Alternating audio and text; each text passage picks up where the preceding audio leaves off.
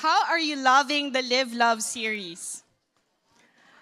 Wonderful messages, right? And I listened from the past messages of Ate Ellen and Miss Marivic, and it's really a blessing to hear their messages. It's really a blessing to go through the book of First John. So before I continue, sorry, it's still not. There you go. I want to introduce first my family. That's Vince, my husband. He's there. We just celebrated our 10th year anniversary last February by God's grace. And our two wonderful children, Eliana Isabel and Nathan Gabriel. You're going to see them there. They're just there at the back. So, whenever I look at this family photo, I really can't help but praise the Lord. It's really, truly a blessing to be part of a family. Do you all agree? Yes. Okay, so before we continue, let's commit this time to the Lord. Can we all stand up and pray first? Lord God, Heavenly Father, thank you so much for this day. Thank you for all the ladies who are in here, Lord. Thank you for each and every one here, our lives. Thank you, Father. Thank you for your amazing love, that you would die for us so that we can be with you forever, Lord. Thank you, Father, for the past messages as we go through for the book of First John 3. And thank you, Lord, for today, Lord, that you'll use this message, Lord, to bless us and really learn how to live with a family love. We commit this time to you. I pray for the hearts and minds of everyone that that you'll be able to open it so that we will be able to really understand you, Lord. In Jesus' name we pray.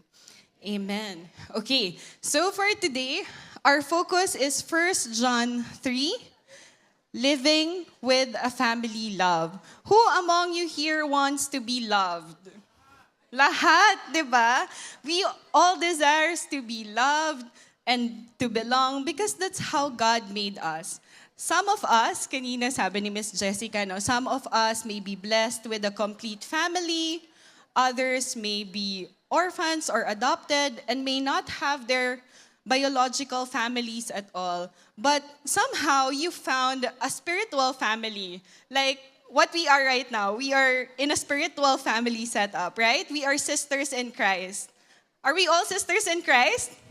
Yes, we are. Okay, for the women who constantly attend Women to Women, either online, hello to the online people, or on-site, do you feel belong here?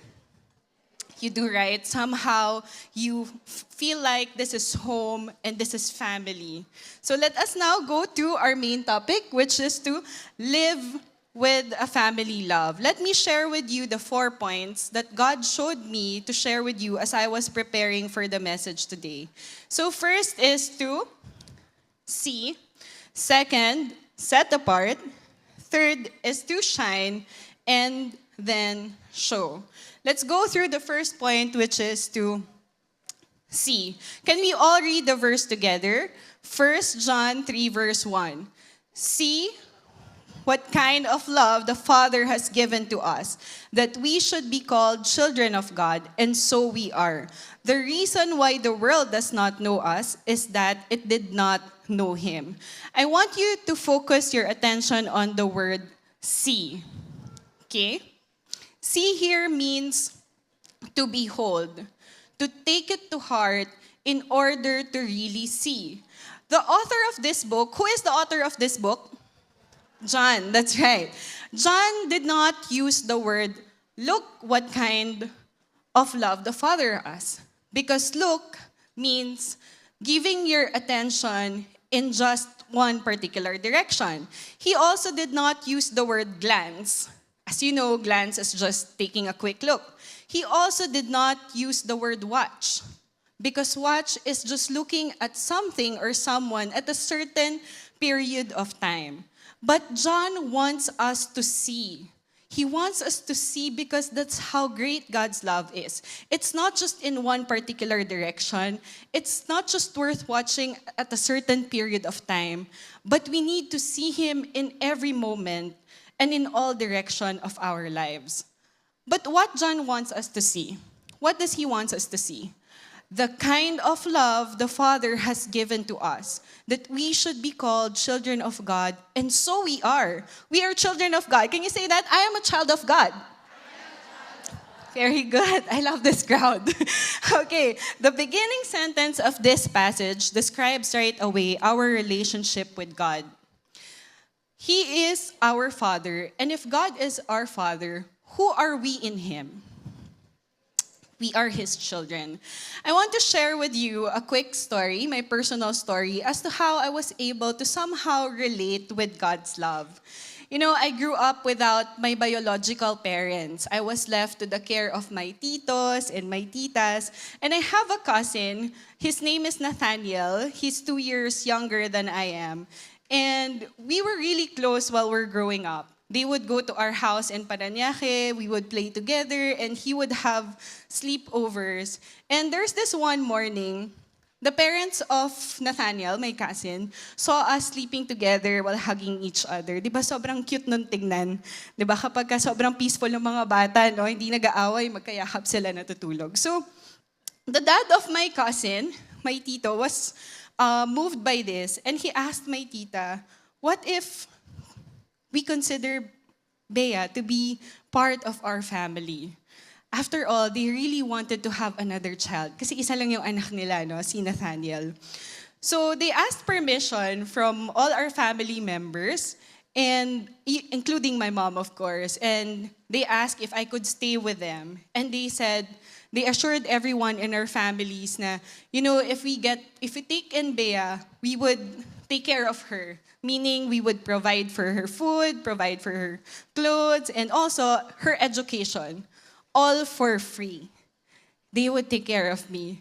So of course, everyone in our family said, yes, sure, go ahead, you can take her. But they did not just grab me and put me in the house of my tita.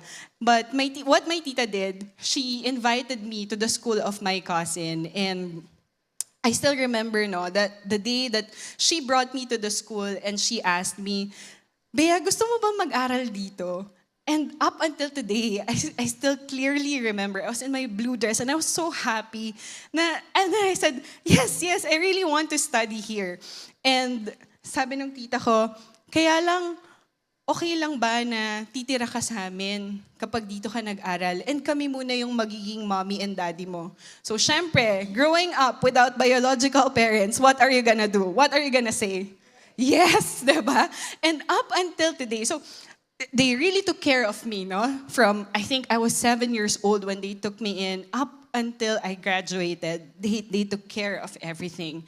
And up until today, I really still thank the Lord for them. Because through them, I was able to experience having a family here on earth. So, here, I want to share with you my picture. That's me when I was 5 years old with my cousin. Sorry.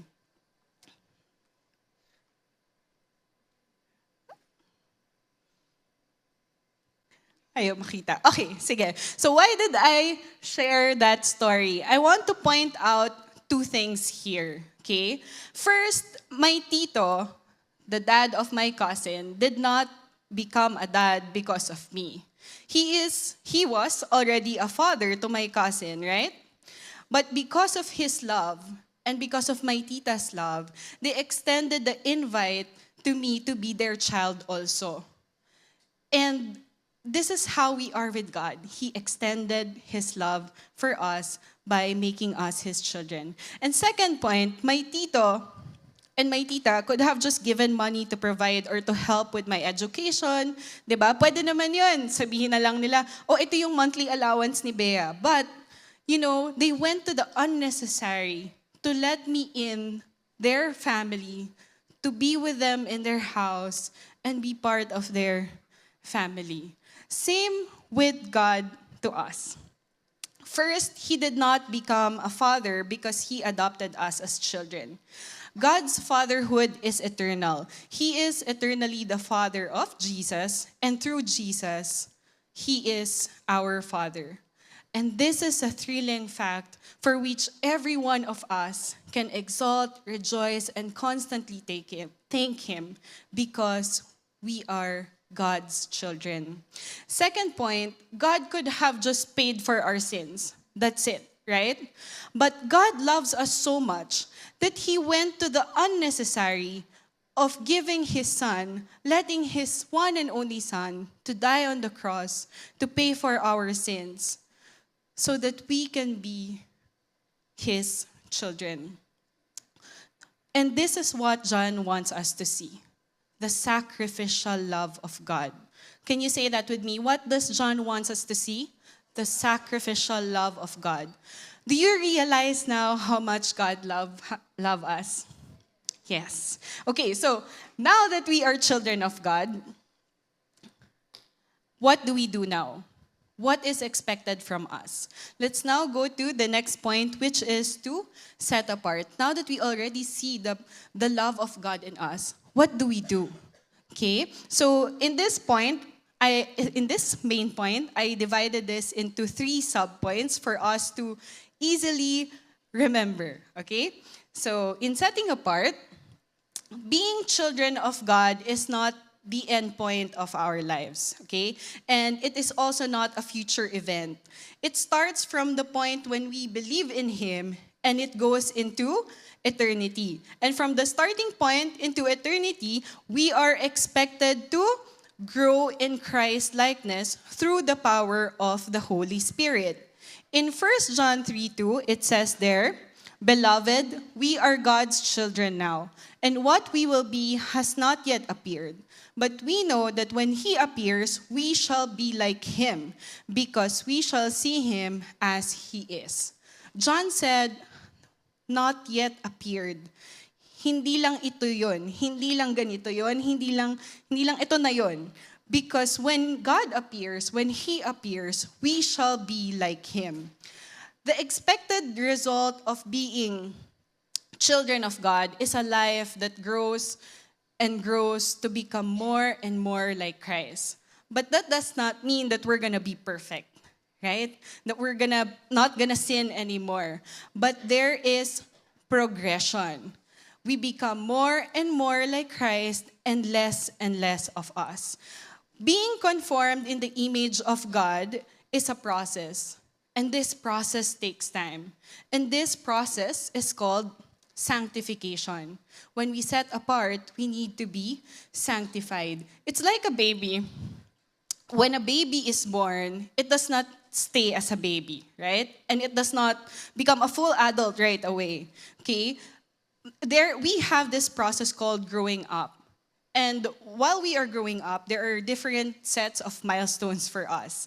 And from being an infant, the infant will progress into a toddler, and then toddler into a child into a young adult, and then an adult. It's the same way with our journey when we become children of God. We go through the process of sanctification as we wait for Him to reveal Himself to us. And while we wait, we just don't lie down and do nothing for His second coming. Right? We have part to do. As I've said, being children of God is not the end point of our lives. We hope and anticipate being with God, being with Jesus into eternity. And because of this, we pursue a pure life because God Himself is pure. God commanded us to be holy, for He is holy. In the next verse, it says there, "And everyone who thus hopes in Him purifies himself as He is pure." To be purified is to keep ourselves from the corruption of sin. And do you think this is an easy process? No, right? Since we are not pure on our own, we cannot do the purification just by ourselves. That's why we need God. We need the Holy Spirit. God also purifies us, but God also needs us to do our part. In James 4:8, it says there, "Draw near to God, and He will draw near to you. Cleanse your hands, you sinners, and purify your hearts, you double-minded." What is God requiring us? to draw near to Him so He will draw near to us. We cannot be purified if we are so far from God. We need to have a very close relationship with Him to keep ourselves pure. Not perfectly pure, because again, we are imperfect people. But the more we become closer and closer to God, the more that we can feel that we are getting farther away from our impurities. Do you still remember the time when your parents would tell you, choose your friends wisely? Yes, maraming beses po ako nasabihan ng bata ako dito. Because the more time you spend with the people, somehow you become like them. You don't get exactly to be like them, but somehow you get their attitudes, their manners, the way they think, the way they talk, and eventually, somehow, you become like them. It's the same with our walk with the Lord. We need to be in fellowship with Him to be able to get to know Him more and obey Him more. In sanctification and purification, it requires obedience to God so that we will be able to live the pure and holy lives that God intends for us. When we obey Him, we stop being double-minded. It says here, purify your hearts, you double-minded. We stop being torn between our selfishness and fulfilling His will for us. Another story, another personal story that I want to share with you. So, because I grew up without my biological parents, when I was in school, my classmates would often ask me, syempre sa school, di ba, may mga family days, ganyan. My classmates would often ask me, nasan na yung mommy mo? Nasan yung daddy mo? Di ba, bakit laging tito and tita mo yung kasama mo? And you know what's worse? They would ask me, bakit wala kang middle name sa pangalan mo? And because of that, that brought a lot of insecurities in me. And I ended up seeking love from my friends and from other men. You know, I'm not proud of this, but my college friends witnessed me getting involved in different relationships. I also became a smoker, a drinker, and, you know, I party a lot with my friends just to cover up my insecurities. But because of God's loving pursuit of me, despite of my sinfulness, one day, when I fully decided that I will follow Jesus, I started to be intentional in spending time with God, in spending time with other believers. I started attending church, and I joined the group. You know, I want to point out that fellowshipping with other believers is very important, but I will get more to that later, okay? So as I continue, being intentional with my relationship with God, by God's grace, my college friends saw the changes in me to the point that some of my friends started calling me Purity. Okay, sinasabi nila, oy, wag mo nang invite yan si Miss Purity, hindi nasasama yan. Wag mo nang pagawa yan sa kanya, hindi nagagawin ni Miss Purity yan. And I tell you, it was not an easy journey, but by God's grace, through the power of the Holy Spirit, I was able to quit smoking. I was able to stop drinking. And the greatest gift, I was able to remain pure until the day I got married to Vince. Praise God. So I've mentioned that it is important to be fellowshipping with our own brothers and sisters in Christ because they can help us in setting ourselves apart. I want to share with you some questions to ask yourself or ask your sisters in Christ. Be accountable to one another. This was shared by CCF also, no, in their social media platforms. Heart check. Am I pure in what I think about? Is what I'm looking at honoring to God? Is what I listen to honoring to God? Are my motives purely for honoring God? Does what I do honor God? Does where I go and how I spend my time and energy honoring to God? Having a D group or an accountability partner within God's family will help you be accountable and pursue a pure life by praying for you, reminding you, and even lovingly correct you. So I encourage you to have a D group. Meron pa ba dito walang D group?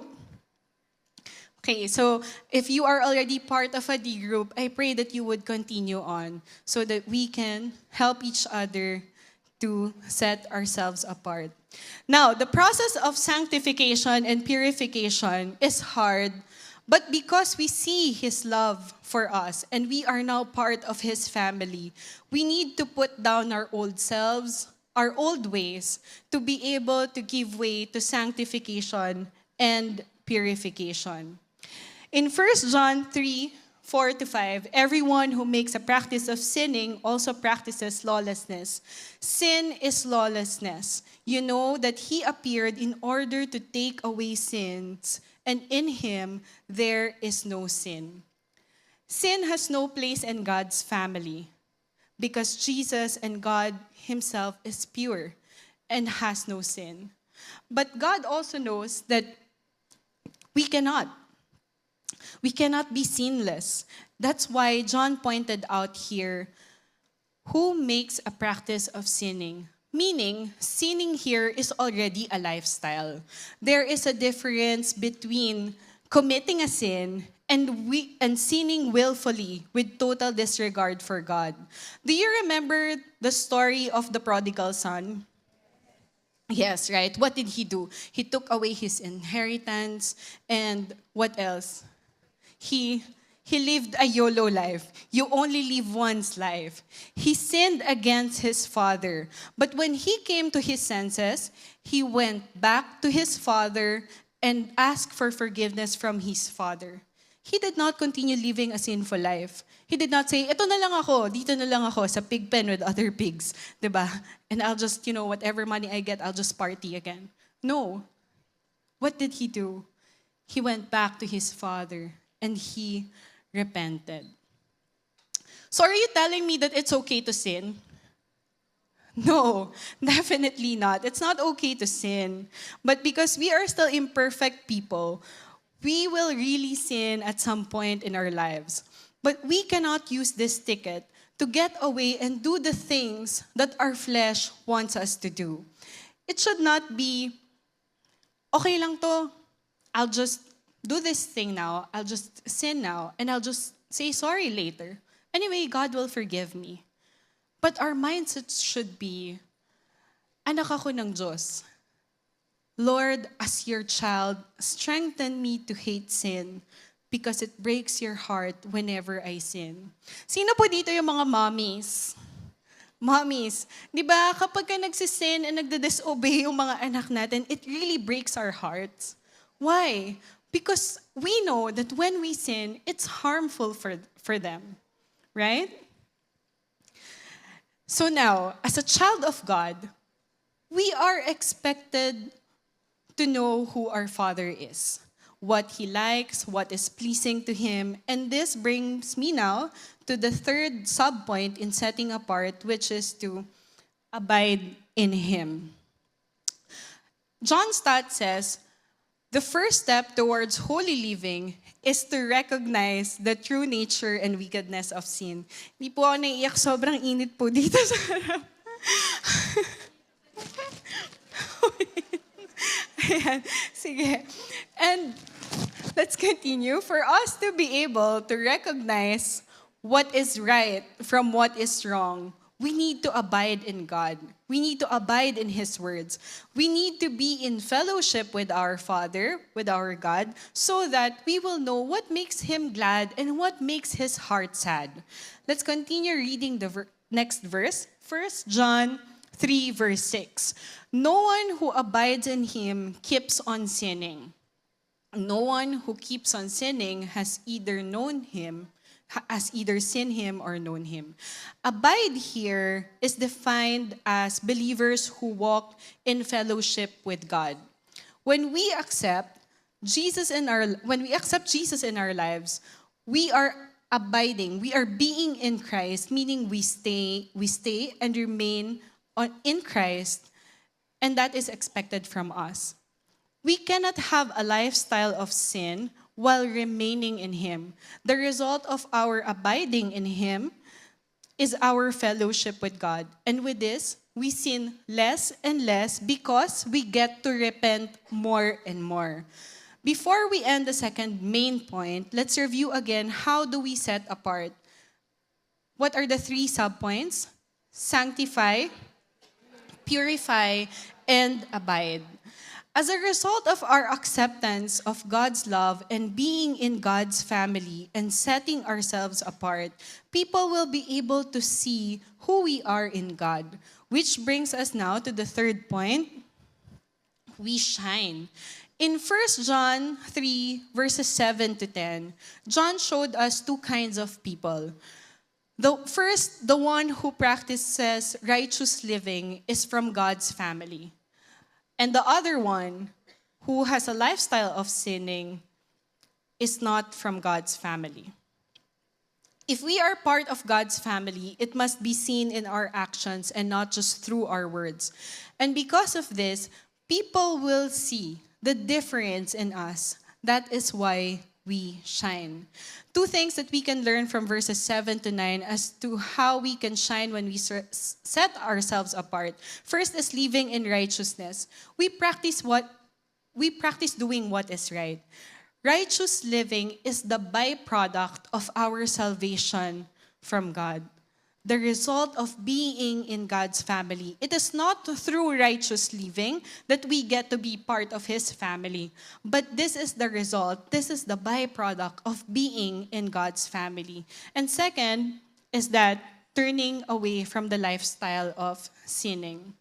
And these changes are evident, and it will not be hard for others not to see it. The question now is, do we really shine for Jesus? In Matthew 5:16, it says there, "In the same way, let your light shine before others, so they may see your good works and give glory to your Father who is in heaven." When we shine, do we get the glory? No, it's our Father in heaven. Bakit kaya?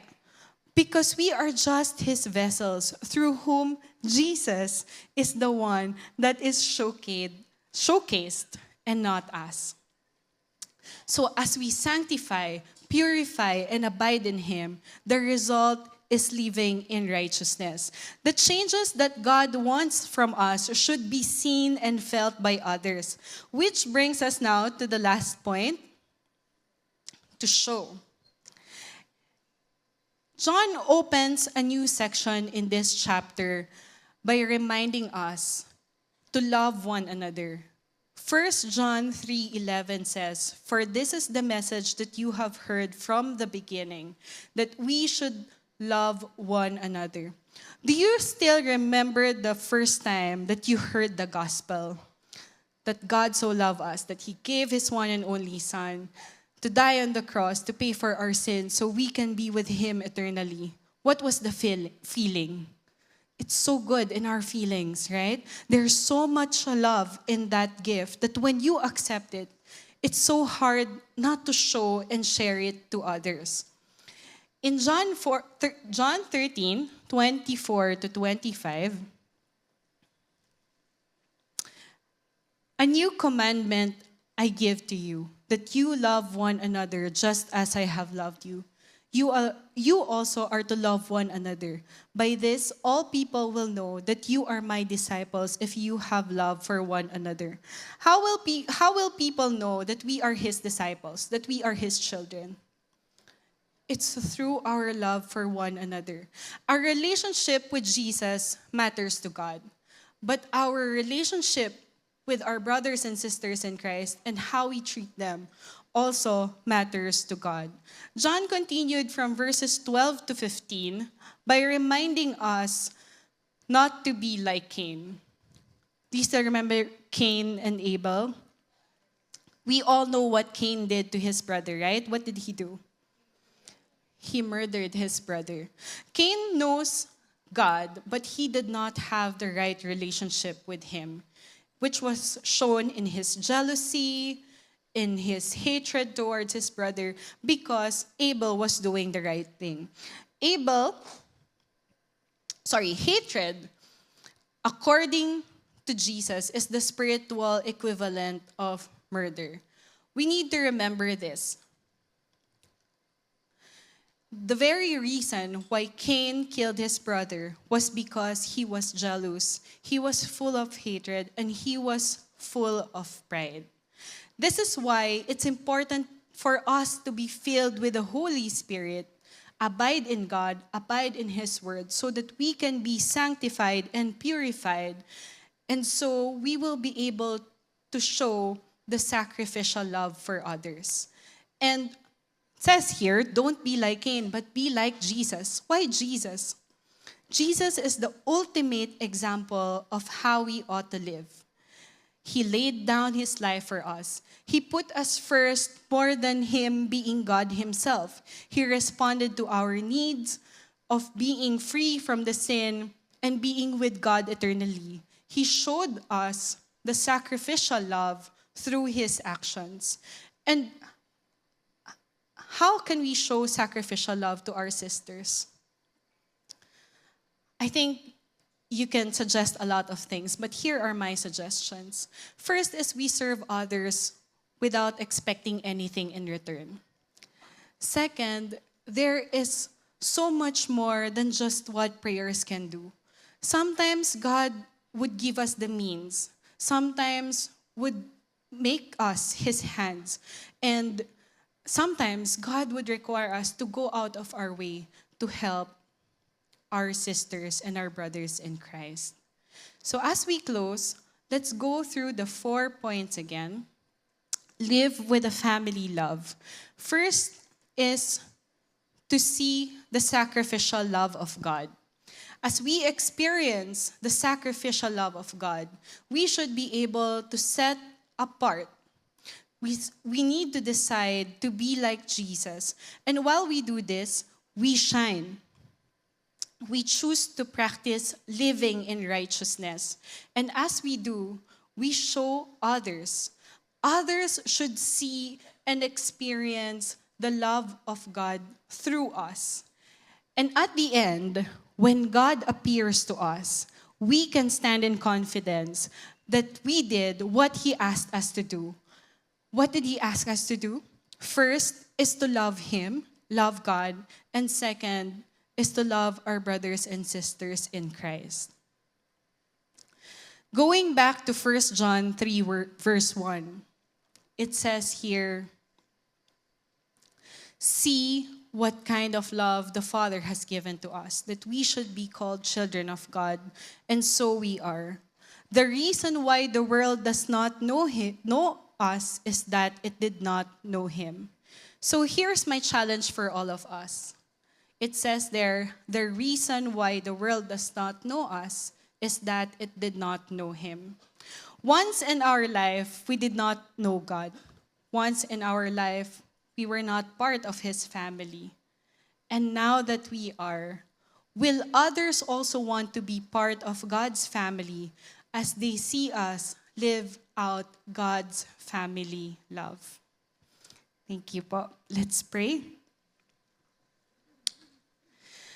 Lord, thank you for reminding us to see your love, to see your sacrificial love.